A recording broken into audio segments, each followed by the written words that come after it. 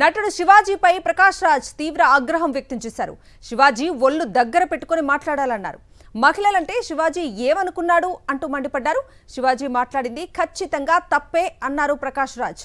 శివాజీ వ్యాఖ్యలు సభ్య సమాజం తలదించుకునేలా ఉన్నాయన్నారు. నీకు వేదిక ఇచ్చింది ఇష్టానుసారం మాట్లాడటానికి కాదన్నారు. మహిళల పట్ల శివాజీ తన దృష్టిని మార్చుకోవాలని హితోపదేశం చేశారు ప్రకాష్ రాజ్.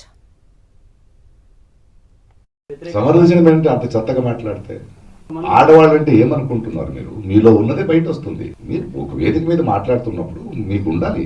సరే, ఆయన క్షమాపణ అడిగాడు, బట్ ఒక సంస్కారాలు బలిదారు కదా. ఇప్పుడు ఆడవాళ్ళని సపోర్ట్ చేయాల్సింది మా బాధ్యత, మా కర్తవ్యం. అది శివాజీ గారు కానీ ఎవరు కానీ ఒక వేదిక మీద మాట్లాడేటప్పుడు ఒళ్ళు దగ్గర పెట్టుకుని, మీకు ఒక వేదిక ఎందుకు ఇచ్చారు?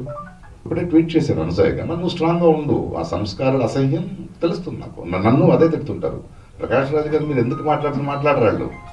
అమ్మని లాక్తారు, చెల్లిని లాక్తారు, కూతురు లాక్తారు. అంటే వాళ్ళ బ్రెయిన్ ఎక్కడుందో అక్కడే మాట్లాడతారు వాళ్ళు.